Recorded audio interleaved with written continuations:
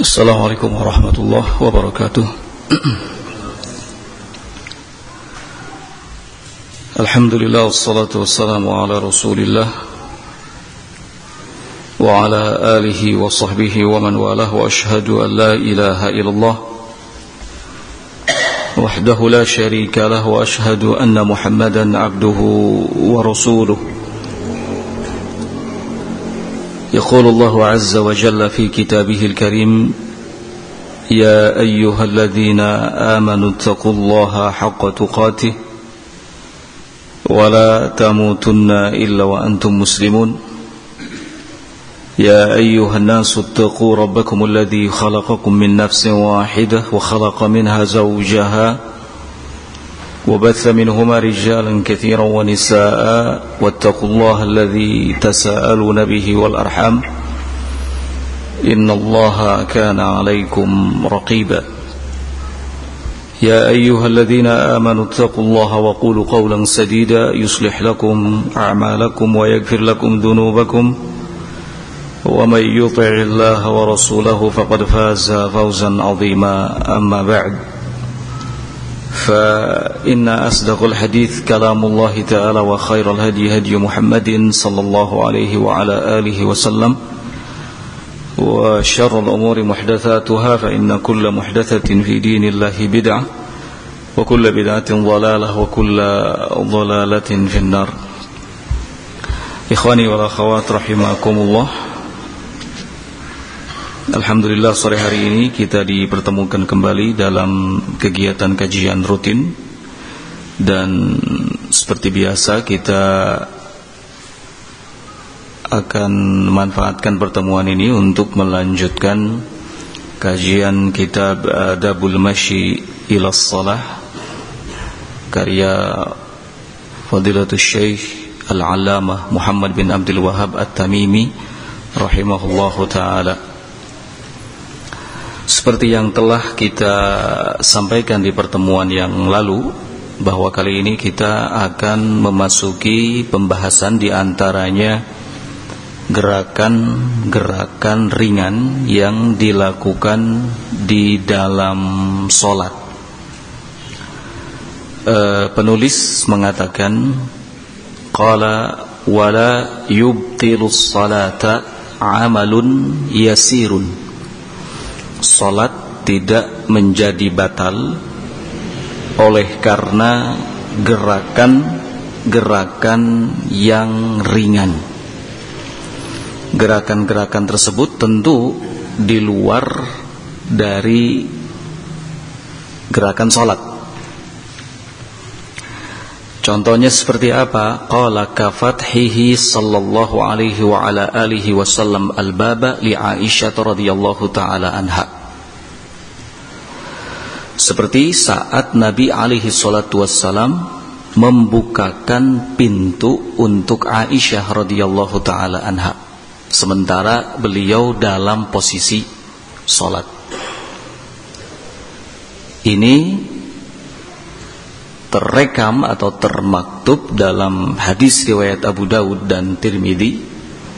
Dihasankan hadis ini oleh Al-Albani rahimahullahu ta'ala. Disebutkan dalam hadis itu, kana nabiyyu sallallahu alaihi wa ala alihi wasallam yusalli fil bait wal bab alaihi mughlaqun. Dulu, ini Aisyah sendiri yang cerita, Nabi alaihi salatu wassalam sholat di rumah. Kalau sholat di rumah, biasanya yang dilakukan oleh beliau sallallahu alaihi wasallam adalah sholat sunnah. Sebab sholat wajib beliau selalu menjaganya untuk dilakukan di masjid. Makanya dalam riwayat lain beliau sallallahu alaihi wa ala alihi wasallam mengatakan, afdhalus sholatil mar'i fi baitihi illal maktubah. Hadis Sahih Muslim. Seutama-utama sholat seseorang itu di rumahnya kecuali sholat yang wajib. Sekali lagi, Aisyah radhiyallahu taala anha sendiri yang bercerita bahwa dulu Nabi alaihi salatu wassalam yusolli fil bait, sholat di rumah. Sementara wal bab alaihi mughlaqun, pintu rumah dalam posisi tertutup. Kata Aisyah radhiyallahu taala anha, fajitu famasya hatta fataha li thumma yarji'u ila maqamihi. Aku datang, lalu Nabi alaihi salatu wassalam berjalan, kemudian membukakan pintu untukku, lalu setelah itu kembali ke tempat sholatnya. Nampak dari sini bahwa posisi pintu ada di depan, ya. Beliau sekalipun tidak langsung di depannya, tapi ada di posisi depan. Beliau SAW tahu kehadiran Aisyah radhiyallahu taala anha yang mau masuk. Beliau SAW maju, membukakan pintu, kemudian kembali ke tempat sholatnya. Gerakan yang seperti ini, kata para ulama, tidak membatalkan sholat. Boleh dilakukan lihajatin, karena ada satu kebutuhan. Bahkan darurat. Kalau seandainya tidak dibuka, nanti Aisyah akan terus mengetuk pintu, mengucapkan salam. Ini malah bisa membahayakan lagi, mengganggu sholat. Nah,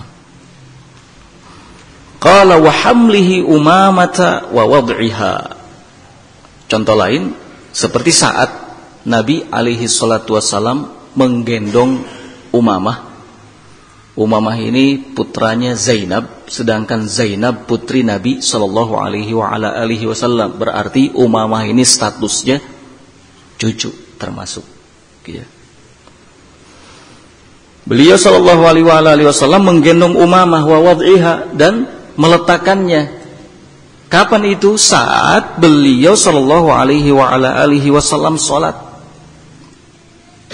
Dan ini disebutkan dalam hadis riwayat Bukhari dan Muslim.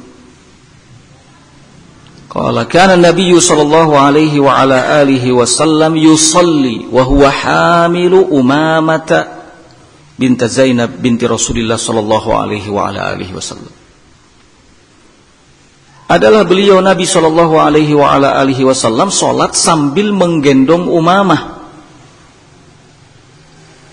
putra Zainab, ya, putri Rasul sallallahu alaihi wa ala alihi wasallam. Idza sajada wada'aha wa idza qama hamalaha. Apabila beliau sujud, beliau letakkan dulu Umamah radhiyallahu taala anha, dan ketika beliau bangkit, beliau pangku lagi Umamah. Nah, ini meletakkan, memangku, jelas ada gerakan yang dilakukan dan itu di luar sholat. Gerakan ini kata para ulama boleh dilakukan dan tidak membatalkan sholat. Karena itu kalau kita membawa bayi, ya, ke masjid misalnya, atau anak kecil, balita, kita bawa ke masjid, sekiranya bakal mengganggu orang-orang saat kita sholat, ya, maka tidak mengapa kita menggendongnya. Apalagi kalau, ya, anak tersebut nangis. Kalau kita biarkan, ini bisa mengganggu kehusyuan orang. Maka tidak ada salahnya jika kita pangku saja, kita gendong sambil sholat. Saat sujud, letakkan terlebih dahulu. Saat mau bangkit lagi, pangku lagi. Nah, sekali lagi gerakan ini tidak membatalkan sholat. Bahkan Nabi alaihi salatu wassalam pernah dalam riwayat lain, beliau sujud. Beliau sujud, para sahabat bingung, kok cukup lama banget beliau sallallahu alaihi wasallam sujud. Ada apa ini? Sampai sebagian sahabat ada yang mengangkat kepalanya. Penasaran, heran, di luar kebiasaan masalahnya. Angkat kepala, lihat loh, Nabi masih sujud. Ya. Setelah selesai sholat, ada yang bertanya kepada beliau, ya Rasulullah, mengapa Anda sujud kok lama sekali di luar kebiasaan? Adakah wahyu yang turun kepadamu? Beliau SAW mengatakan, tidak, bukan karena itu aku lama sujud. Tadi cucuku Husain atau Hasan naik ke punggungku dan aku tidak ingin mengganggunya. Subhanallah, aku tidak ingin mengganggunya. Dibiarkan Husain atau Hasan itu, ya, ada di punggung beliau sampai puas. Setelah itu baru beliau bangkit. Nah, gerakan yang seperti ini sekali lagi tidak membatalkan sholat. Ada gerakan lain yang tidak membatalkan sholat, ya. Seperti membunuh ular atau kalajengking. Saat sholat misalnya seseorang sudah takbiratul ihram atau bahkan sudah di rakaat yang pertama ini, berarti masuk di rakaat yang kedua, tiba-tiba ada ular. Ada ular entah lewat di depannya atau ada di sampingnya, dia melihat. Maka boleh untuk membunuh ular tersebut. Bunuh dulu, baru kemudian kembali ke posisi salat. Atau kalajengking misalnya, bukan ular, kalajengking. Ini kalajengking juga bahaya kalau dibiarkan. Boleh membunuh dulu, baru kemudian kembali salat lagi. Ada hadis dari sahabat Abu Hurairah. Rasulullah sallallahu alaihi wasallam mengatakan, "Uqtulu al-aswadain fis salah." Bunuhlah dua yang hitam sekalipun kalian sedang melakukan salat. Al-aswadain, dua yang disebut hitam di sini maksudnya adalah al-hayyatu wal aqrabu, ular dan kalajengking. Ular dan kalajengking. Ya, mungkin saja insiden yang seperti itu terjadi. Ya, saat kita sholat tiba-tiba anu ngaleor. Oh, ternyata berkepala. Ya, bahaya. Bisa membahayakan kalau dibiarkan. Bunuh. Selesai, kembali lagi ke tempat semula. Lanjutkan apa? Sholat. Nah, kecuali kalau ularnya di luar, kalajengking di luar, kita sedang dalam masjid, dengar orang teriak-teriak, ular, ular, ular di luar. Mengamalkan hadis Rasul sallallahu alaihi wasallam, bunuh ular sekalipun kalian dalam keadaan sholat. Keluar dari masjid, ambil batu, ambil bunuh, ikut bareng-bareng sambil ketawa-ketawa. Setelah itu balik lagi masuk masjid. Ini nggak boleh. Kenapa? Terlalu berlebihan gerakannya, offset gerakannya, berlebihan, nggak boleh. Ya. Jadi selagi kita masih bisa untuk menjangkau ular, deket sih, tidak jauh posisinya, boleh kita bunuh. Nah, kalau ular itu melawan, ya nggak apa-apa, selesaikan. Kalau ternyata butuh waktu yang lama, oh ini ular melawan, butuh waktu yang lama, batal dulu boleh juga. Kalau mau batal dulu, selesaikan dulu itu ular, baru kemudian mulai lagi apa? Sholat. Ya. Nah, jadi kalaupun tidak membatalkan sholat, tidak mengapa, sholat bisa terus dilanjutkan. Nah.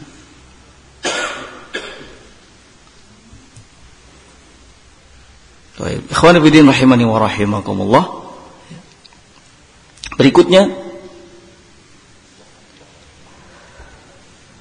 qala wa in ata bi qaulin masyru'in fi shalah fi ghairi mawdhi'ihi kal qira'ati fil qu'udi wat tashahhudi fil qiyam lam tubtil bihi.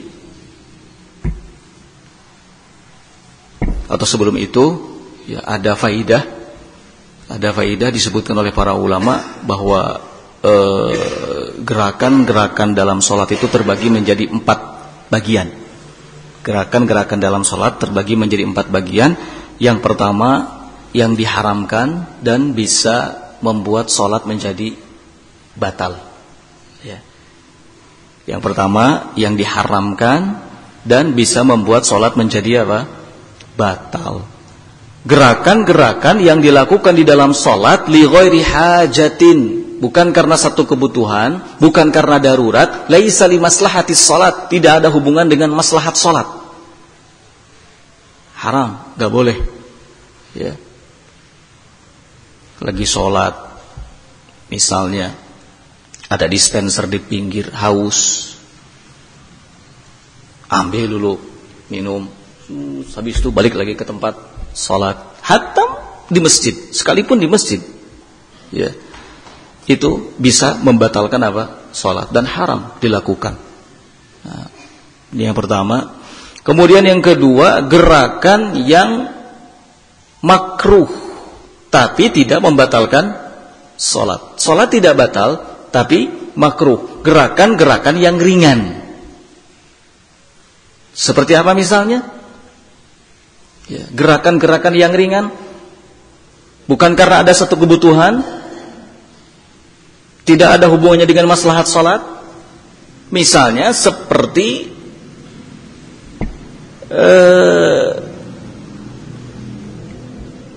memperhatikan baju atau terus-terusan membetulkan apa? Pakaian saat sholat, atau misalnya pakai kacamata, dibuka dulu kacamatanya, diusap, pakai lagi, ya, gerakan-gerakan seperti itu ringan tapi makruh, ya, gak boleh dilakukan. Sibuk dengan peci misalnya, peci, di sholat pegang peci, dibuka dulu pecinya, pakai lagi, gerakan ringan dalam sholat, tidak batal tapi apa? Makruh. Kenapa makruh? Gak ada kebutuhan untuk itu. Nggak ada kebutuhan untuk itu, dan bisa menyibukkan diri. Ya. Jadi yang kedua. Ya. Yang ketiga, gerakan yang mubah. Gerakan yang mubah, gerakan yang ringan karena satu keperluan, dan gerakan-gerakan inilah yang dilakukan oleh Nabi alaihi salatu wassalam dalam sholat sehingga tidak mengapa. Seperti contohnya tadi, membuka apa? Pintu, ya, atau memangku bayi. Nah, ini enggak masalah. Kenapa? Karena ada kebutuhan untuk itu. Gerakan ringan. Ini yang ketiga. Yang keempat, gerakan yang malah disyariatkan dalam sholat. Gerakan yang malah disyariatkan dalam sholat dan itu ringan. Contohnya kayak apa? Contohnya, kalau kita sholat berjamaah, kita ada di shop yang kedua, kemudian di shop pertama, tepat di depan kita orangnya batal, keluar dia, otomatis itu shop kosong. Maka kita boleh maju ke depan. Ini gerakan, tapi disyariatkan. Sebab Nabi alaihi salatu wassalam memerintahkan untuk syuddul khalal, tutup celah.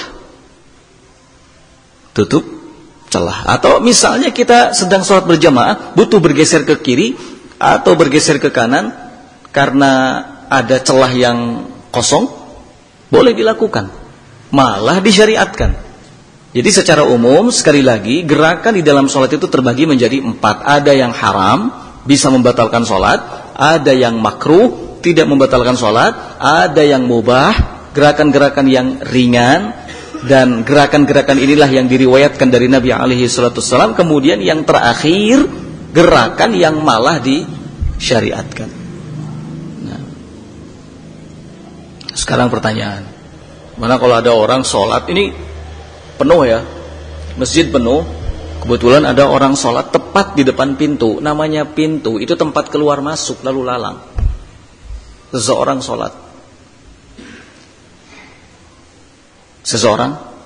apa yang harus dilakukan? Apakah dia harus membatalkan sholatnya ketika ada orang yang mau masuk atau bagaimana? Atau contoh lain, ya, di beberapa masjid itu di bagian tengahnya itu suka ada tiang ya. Kalau di sini kan nggak ada tiang, kadang-kadang ada tiang. Begitu pas kita sholat, di belakang kita ada tiang. Kita mau ruku, itu otomatis nabrak tiang. Kalau kita tetap di situ, apa yang dilakukan? Kata para ulama, boleh maju sedikit ke depan untuk ruku, baru saat i'tidal mundur lagi ke belakang. Nah, orang yang posisinya di tempat lalu sholat, di tempat lalu lalang pun sama. Ketika ada orang yang hendak masuk lewat, boleh maju ke depan biar orang masuk lewat belakang kita. Ya, setelah itu mundur lagi. Gerakan yang seperti ini juga gerakan yang tidak membatalkan apa? Sholat. Dan ini dijelaskan oleh Syekh Ibnu Utsaimin rahimahullahu taala. Nah, baik. Qala wa in ata biqaulin masyru'in fi sholati fi ghairi mawdhi'ihi kal qira'ati fil qu'ud wat tashahhudi fil qiyam lam tubtil bihi. Jika orang yang salat mengucapkan kata-kata masyru'in yang disyariatkan dalam salat tapi tidak pada tempatnya. Orang yang salat mengucapkan kalimat, ya, kata-kata yang disyariatkan di dalam sholat tapi tidak pada tempatnya, seperti membaca Al-Quran di saat posisi duduk, atau at-tashahud fil qiyam, ya, wat-tashahud fil qiyam, membaca doa tasyahud saat posisi berdiri. Saat posisi berdiri baru juga takbiratul ihram, Allahu Akbar, sudah langsung at-tahiyyatu lillah wassalawatu wattayyib. Ini membaca sesuatu dalam sholat, sebenarnya bacaan tersebut disyariatkan secara hukum asal, ya kan? Cuman tempatnya yang salah. At-tahiyyatu lillah itu bukan saat berdiri, tapi saat posisi apa? Tasyahud, kan begitu. Mungkin saja ada orang yang saat duduk tasyahud yang dibaca malah Al-Fatihah. Alhamdulillahi Rabbil Alamin Ar-Rahmanir-Rahim. Lah, mungkin ya. Kalau terjadi kasus yang seperti ini, orang yang sholat mengucapkan kalimat yang disyariatkan dalam sholat tapi tidak pada tempatnya, maka lam tubtil bihi. Yang demikian itu tidak membatalkan sholatnya. Tidak membatalkan apa? Sholat. Tidak membatalkan salat. Nah, wayam bagi sujud lisahwihi, dan dianjurkan untuk sujud sahwi. Mungkin saja lupa, ya enggak? Sudah tasyahud rarasaeun masih kene habis takbiratul ihram padahal udah tasyahud, ya. Atau latah, kadang-kadang ada orang yang latah. Ada orang yang latah, sering baca Al-Fatihah atau surat-surat tertentu, sehingga dalam posisi ruku atau duduk malah yang terucap surat-surat itu. Nah, bahkan dulu di zaman ahli hadis, ya, itu saking seringnya mereka meriwayatkan hadis, ya, dari waktu ke waktu meriwayatkan hadis. Qala haddatsana fulan an fulan. Begitu ngimamin, Allahu Akbar, bukannya Al-Fatihah yang dibaca, tapi haddatsana fulan qala haddatsana allan, di belakang langsung subhanallah. Nah, baru ingat, akhirnya baca ayat, ya. Nah, maka apa kewajibannya? Yang bagi sujud lisahwihi, dianjurkan untuk sujud sahwi. Li'umumi qaulihi sallallahu alaihi wasallam, dasarnya adalah keumuman sabda Nabi alaihi salatu wasallam, idza nasiya ahadukum falyasjud sajdatain, apabila salah seorang di antara kalian lupa, ya, maka falyasjud sajdatain, hendaknya dia segera sujud 2 kali. Sujud apa? Sujud sahwi. Yang masalah kalau yang melakukannya sengaja. Kalau yang melakukannya sengaja, kalau lupa sih selesai urusan, ya kan? Kalau lupa, Rabbana la tu'akhidna in nasina aw akhtana. Terus bagaimana kalau yang sengaja? Allahu Akbar, takbiratul ihram, langsung at-tahiyyatu lillah wassalawatu wattayyibat. Otomatis setelah itu pasti WK itu nanti salam, kan begitu. Makanya baru aja takbiratul ihram langsung assalamualaikum. Emang sholat jenazah, ya, sengaja dia lakukan begitu, apa hukumnya? Batal sholatnya. Sholatnya apa? Batal. Lo kenapa? Main-main? Tala'ub bis sholah, main-main dengan sholat kalau sengaja. Apalagi dia tahu orang yang sengaja itu berarti melakukan sesuatu dalam keadaan apa? Tahu. Beda halnya dengan orang yang lupa. Orang yang lupa itu melakukan sesuatu dalam keadaan di luar kontrol, di luar kemampuan. Namanya juga lupa. Makanya kalau lupa, Nabi alaihi wasallam memberikan udzur. ya. Man akala au syariba wa huwa shaimun, ya kan? Barang siapa yang makan atau minum dalam keadaan dia saum, maka hendaknya dia teruskan saumnya. Namanya lupa, di luar kemampuan. Kalau sesuatu dilakukan secara sengaja, pasti sadar. Maka yang melakukannya dengan sengaja, ini namanya tala'ub bis shalah. Main-main dengan salat. Sehingga salatnya menjadi apa? Batal. Nah. Baik, berikutnya qala wa in sallama 'amdan qabla itmamiha batalat. Kata penulis, in sallama 'amdan qabla itmamiha batalat. Jika orang yang salat mengucapkan salam dengan sengaja qabla itmamiha, sebelum menyempurnakan salatnya, batalat, maka salatnya menjadi batal. Jelas, ya. Salam jika diucapkan dalam sholat itu pertanda kalau sholat berakhir, kan begitu. Karena sholat itu diawali dengan takbiratul ihram, diakhiri dengan salam. Nah, qala wa in kana sahwan thumma dzakara qariban atammaha walau kharaja minal masjid aw takallama yasiran li maslahatiha. Wa in kana sahwan, jika seseorang lupa, ya, lupa sholat duhur, padahal baru rakaat kedua itu,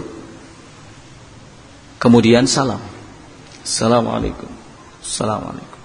Tsumma dzakara qariban, tidak lama kemudian ingat,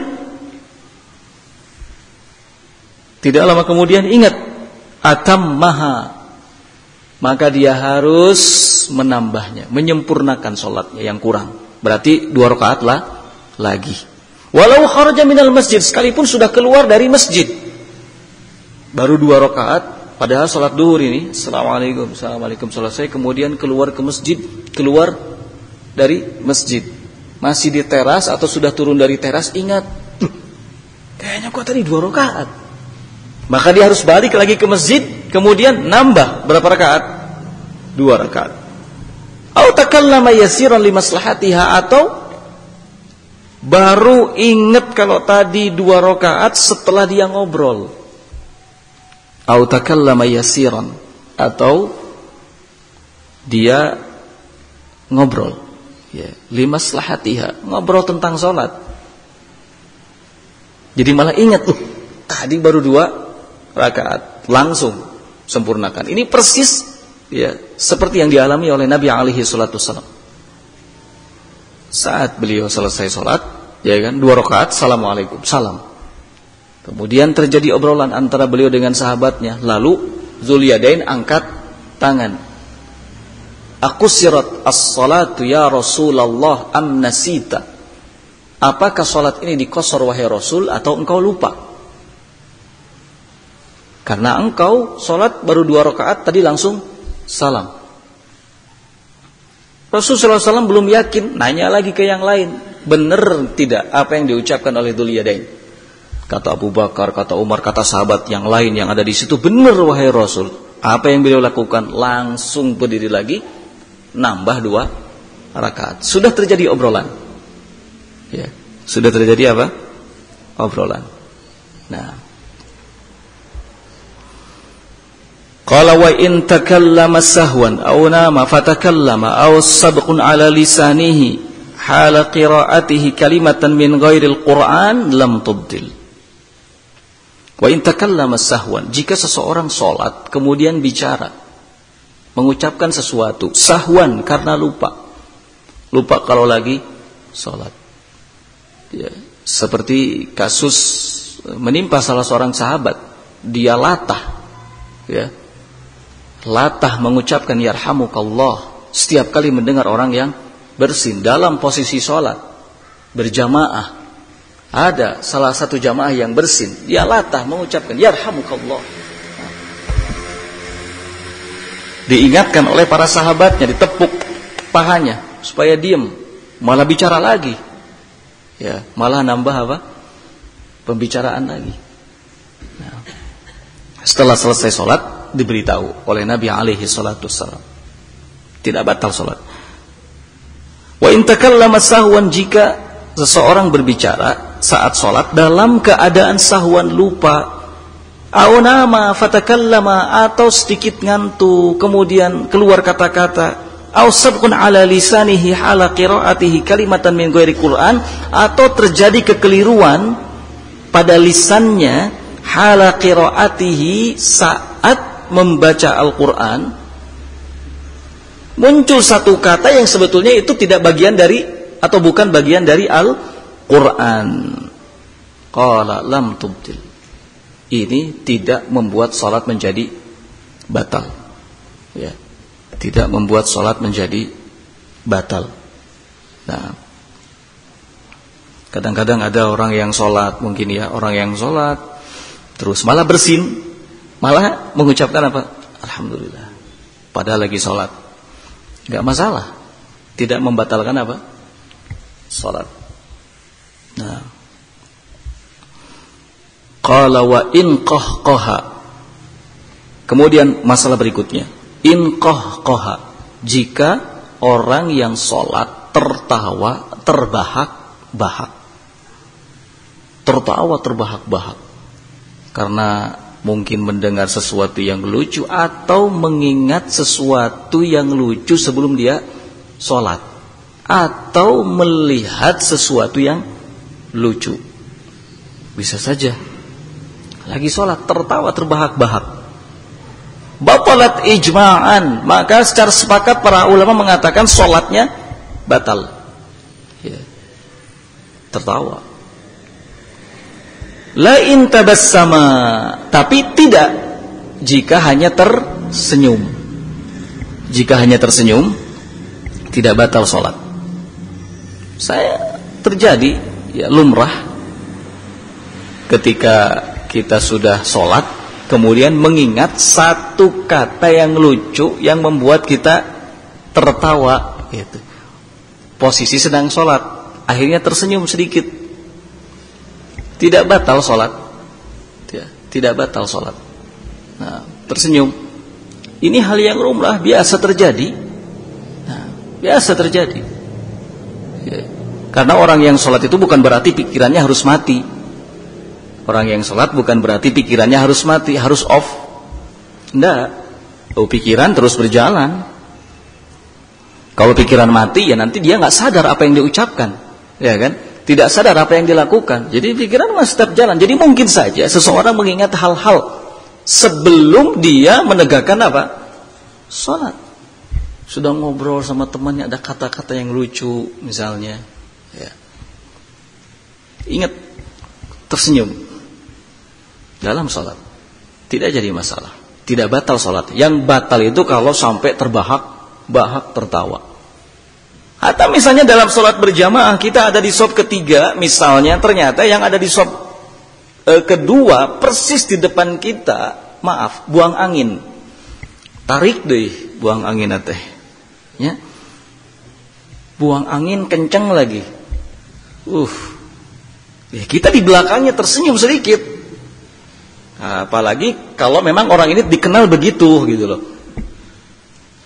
Akhirnya setiap kali orang ini masuk berjamaah, biasanya mencari tempat yang lain. Jangan sampai di belakang dia, ada pasti gitu. Pasti begitu. Nah, suatu saat sudah tidak ada di lorongkrang, sudah tidak ada lagi posisi kecuali harus ada di belakangnya, dan bener eta. Betul. Terdengar senyum sedikit, tidak masalah. Kalau sampai terbahak-bahak, nah, ini baru batal sholatnya. Nah, batal sholatnya. Apa pelajaran yang bisa kita peroleh dari sini? Pelajaran yang bisa kita peroleh dari sini adalah sabda beliau dalam hadis Ibnu Mas'ud, bahwa sholat itu tidak boleh ada sesuatu yang menyibukkan. Sholat itu tidak boleh ada sesuatu yang bisa menyibukkan. Karena itu hindari segala hal yang bisa membuat kita tersibukkan dari sholat. Ya. Ada orang kan macam-macam lah, apalagi kalau di masjid umum, ya, orang masuk sholat ada yang pakai kaos tulisan macam-macam di belakangnya. Kadang-kadang risih kita kan untuk sholat di belakangnya, ya nggak? Ya sudah, cari tempat yang lain lah, supaya tidak mengganggu. Nah, Risih. Dalam sholat mungkin kita nggak lihat, tapi sebelum sholat kan kita sudah berdiri nih. Imam belum takbiratul ihram, otomatis eta bacaan terbaca ya kan, eta tulisan terbaca dari belakang, bla bla bla bla bla bla bla bla bla gitu, takbiratul ihram, Allahu akbar, kita Allahu akbar, pandangan ke tempat sujud, tapi ingat yang dibaca tadi. Nah, usahakan. Rasulullah SAW selalu melakukan hal yang demikian, meninggalkan segala hal yang bisa menyibukkan dari konsentrasi untuk sholat. Nah. Taib qala wa in nasiya ruknan ghairat tahrimati fadzakarahu fi qira'ati ar-rak'ati allati ba'daha batalat allati tarakahu minha wa sarat al-ukhra 'iwadan anha wa la yu'idul istiftah qalahu Ahmad. Wa in nasiya ruknan, jika orang yang sholat nasiya ruknan, lupa meninggalkan satu rukun dalam sholat, ghairat tahrimah, tapi bukan takbiratul ihram, ada rukun yang dilewati, katakanlah ruku misalnya gitu ya, misalnya ruku. Fadzakarahu fi qira'atir rak'atil lati ba'daha, dia ingat itu saat membaca surat di rakaat yang setelahnya, misalnya di rakaat yang kedua. Batalat allati tarakahu minha, maka rakaat yang di situ dia tinggalkan satu rukun menjadi apa? Batal. Wasarat al-ukhra 'iwadan anha, maka rakaat yang lainnya menjadi penggantinya. Artinya harus nambah rakaat lagi.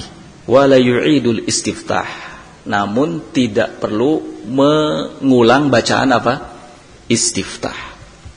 Nah, qalahu Ahmad, ini disebutkan oleh Imam Ahmad rahimahullahu taala. Qala wa in dzakarahu qabla asy-syuru' fil qira'ati ada fa'ata bihi wa bima ba'dahu. Wa in dzakarahu qabla syuru' fil qira'ah, namun jika dia ingat rukun yang ditinggalkannya itu qabla syuru' fil qira'ah, sebelum dia mulai membaca surat di rakaat yang kedua, ada, maka dia harus kembali dalam artian lakukan rukun yang ditinggalkan tadi ya, dan lanjutkan sholat. Di rakaat pertama tidak ruku misalnya, langsung sujud terus bangkit ke rakaat yang kedua, belum baca surat, belum ingat lu tadi sepertinya belum ruku. Apa yang dia harus lakukan? Langsung ruku, mengganti ruku yang ditinggalkan di rakaat yang pertama. Setelah itu bagaimana? Balik lagi, lanjutkan sholatnya. Paham? Nah, lanjutkan sholatnya. Tapi kalau ingatnya setelah baca Al-Quran, ya, setelah surat, setelah Al-Fatihah, setelah surat, maka nanti dia ganti, ya. Nah, nanti dia tambah rakaat. Baik. Qala wa in nasiya at-tashahhudal awwal wa nahadha lazimahu ar-ruju'u wal ityanu bihi ma lam yastatimma qa'iman li haditsil Mughirah wa rawahu Abu Dawud. Nah. Kemudian kasus berikutnya, wa in nasiya at-tashahhudal awwal, jika orang yang salat lupa tasyahud pertama. Wa nahadha, dia langsung bangkit. Qala lazimahu ar-ruju'u wal ityan bima lam yastatim qa'iban. Dia harus kembali untuk tasyahud kalau ingat, selama belum sempurna berdiri. Baru mau bangkit begitu, ingat loh harusnya tasyahud, maka dia harus langsung kembali. Untuk apa? Untuk tasyahud dulu. Ya. Dasarnya adalah hadis Mughirah radhiyallahu taala anhu, rawahu Abu Daud. Disebutkan dalam hadis itu, kata Rasulullah sallallahu alaihi wasallam, "Idza syakka ahadukum faqama fi rak'atain fastatimma qa'iman."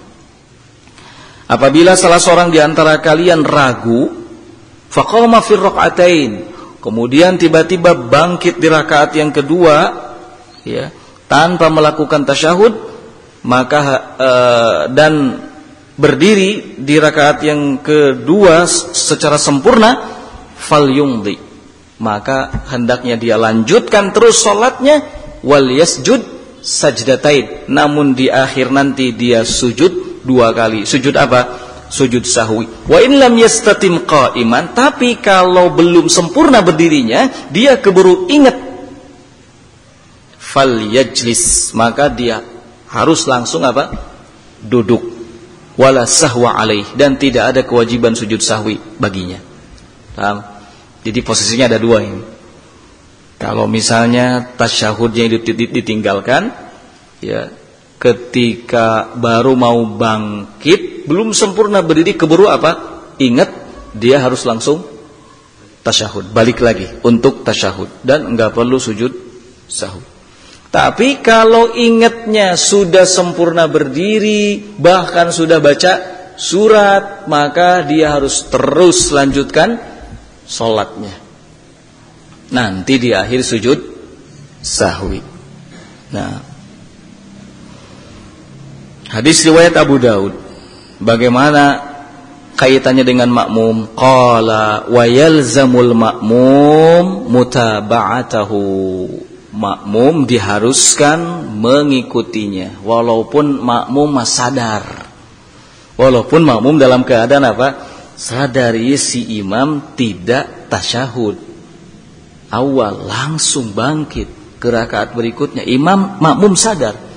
Tapi apa yang harus dilakukan? Yalzam mutaba'atahu. Dia makmum tetap harus mengikutinya. Wa yasqutu anhu tasyahud, dan jatuh kewajiban tasyahud baginya. Kenapa? Karena ditanggung oleh siapa? Imam. Ya, ditanggung oleh imam. Begitu kalau salat berjamaah, segala sesuatunya imam yang tanggung jawab. Jadi nggak perlu bertanya-tanya, loh, saya sebagai makmum saya kan ingat belum tasyahud, ya kumaha.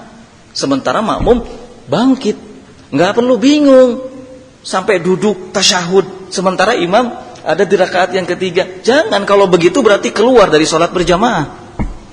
Namanya imam itu, kata Nabi, ju'ila liyutamma bi, dijadikan untuk diikuti. Ya, kalau masih bingung, loh, terus tasyahud saya bagaimana?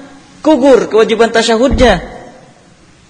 Gugur kewajiban apa? Tasyahudnya. Masih kalah dengan kewajiban mengikuti imam. Terus bagaimana? Tanggung jawab imam.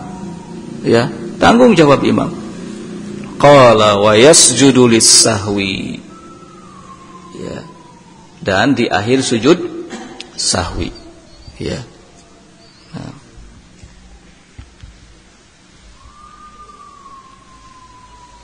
Masalah lainnya, qala wa man syakka fi adadir raka'at bana 'ala al-yaqin wa yakhudhu ma'mumun inda syakkihi bi fi'li imamihi. Wa man syakka fi adadir raka'at, bagi siapa saja yang ragu-ragu soal jumlah rakaat, bana 'ala al-yaqin, maka hendaknya dia kembali kepada keyakinan. Kalau yakinnya baru 3 rakaat, berarti tambah 1 rakaat jika dalam sholat rubaiyah yang 4 rakaat. Kalau yakinnya baru 2 rakaat, maka tambah 1 rakaat kalau dalam sholat maghrib. Ya. Dalam sholat subuh misalnya yakinnya baru 1 rakaat, maka tambah 1 rakaat lagi. Kalau yakinnya 2 rakaat, tambah lagi enggak? Enggak, ada sholat subuh mah 2 rakaat. Jangan bilang oh tambah lagi. Nah, enggak, sholat subuh hanya 2 rakaat. Nah, di zaman Rasul ada imam dalam kondisi mabuk mimpin sholat subuh lebih dari 2 rakaat, lebih dari 2 rakaat. Sampai selesai sholat itu imam masih bertanya ke belakang, butuh ditambah lagi enggak? Bahwa para sahabat saat itu tidak ada yang mengulang sholatnya yang menjadi makmum. Ini menunjukkan bahwa ya sholat sah. Nah, sholat sah. Semuanya kembali kepada imam. Nah, dan itu kejadiannya saat khamar belum diharamkan. Nah. Qala wa ya'khudhu ma'mumun inda syakkihi bi fi'li imamihi, dan makmum tetap mengikuti imam, ya. Tetap mengikuti apa? Imam saat imamnya ragu. Lihat, makmum tetap mengikuti imam saat imamnya apa? Ragu. Walau bagaimanapun ikuti imam. Sudah. Ya. Salat sudah 4 rakaat, tapi imam masih berdiri. Imam meyakini baru 3 rakaat, sementara kita makmum sudah meyakini 4 rakaat. Jangan kemudian tetap tasyahud. Ya. Atau lamun kitu mah pakawang-kawang. Imam kawang, kita makmum heras. Nah, mana salat jamaahnya kalau begitu? Ikuti imam. Segala sesuatunya tanggung jawab imam. Sallu, kata Nabi, lakum wa alaihim. Salat kalian bersama dengan imam. Salat kalian untuk kalian, dan bila ada kesalahan itu kembali kepada imam. Nah, ini juga satu dalil yang harus kita jadikan sebagai hujah untuk tidak ragu melakukan sholat berjamaah bersama dengan kaum muslimin di masjid-masjid umum. Ya, sholat bersama dengan kaum muslimin. Sallu lakum wa alaihim, kata Nabi. Nah, oh imamnya di tempat kami begini. La, sholat bersama dengan mereka kaum muslimin. Sallu lakum wa alaihim. Salat kalian untuk kalian, bila ada kesalahan untuk mereka imam. Nah, jadi tidak perlu ragu, tidak perlu khawatir, enggak ada alasan tidak salat berjamaah bertahun-tahun. Nah, da eta imam masjidna kitu. Enggak bisa begitu, ya. Nah, qala berikutnya, walau adrakal imamu raki'an wa syakka hal rafa'al imamu ra'sahu qabla idrakihi raki'an lam yu'tad bitilka rak'ah. Walau adrakal imamu raki'an, jika makmum ya mendapati imam dalam posisi ruku, berarti makmumnya ini masbuk. Ya enggak? Masbuk. Kalau enggak masbuk, pasti bareng mendapati imam, sama-sama dalam posisi apa? Berdiri. Ini makmum mendapati imam dalam posisi ruku. Jika makmum mendapati imam dalam posisi ruku, wasyakka, tapi si makmum ini ragu, hal rafa'a al-imamu ra'sahu qabla idrakihi raki'an, apakah tadi saat menjumpai imam sedang ruku, itu imam sudah ngangkat kepalanya terlebih dahulu atau tidak? Ragu. Memang tadi pas mau masuk masjid deh, imam dalam posisi apa? Ruku. Setelah itu langsung ikut sholat, tapi ragu. Hal rafa'a al-imamu ra'sahu qabla idrakihi ar-ruku qabla idrakihi raki'an, apakah dia mendapati apakah imam mengangkat kepalanya sebelum dia mendapati imam sedang dalam posisi apa? Ruku. Jadi pas masuk, mengenanya dalam ingatannya pas masuk imam itu sebenarnya iktidal, tapi dia langsung apa? Ruku. Jadilah keraguan, ya, ragu. Qala lam yu'tad bitilka rak'ah, maka rakaat yang dia dapati dalam kondisi yang seperti itu tidak dianggap. Artinya dia tidak terhitung mendapatkan 1 rakaat. Berarti dia harus menambahnya lagi. Jadi yang terhitung 1 rakaat itu kalau mendapati imam benar-benar dalam posisi apa? Ruku, dan tidak dalam posisi mengangkat kepala. Iktidal, tidak. Ya, tapi benar-benar masih dalam posisi ruku. Nah,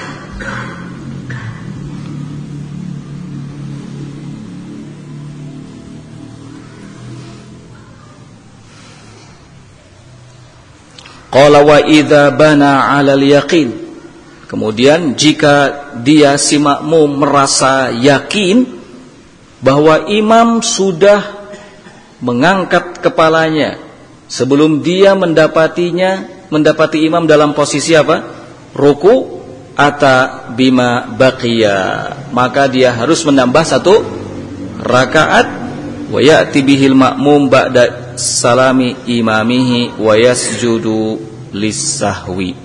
Nah, imam menambah rakaat setelah salam bersama dengan makmum menambah rakaat setelah salam bersama imam. Wa yasjud lis-sahwi, dan dia lakukan sujud sahwi. Nah,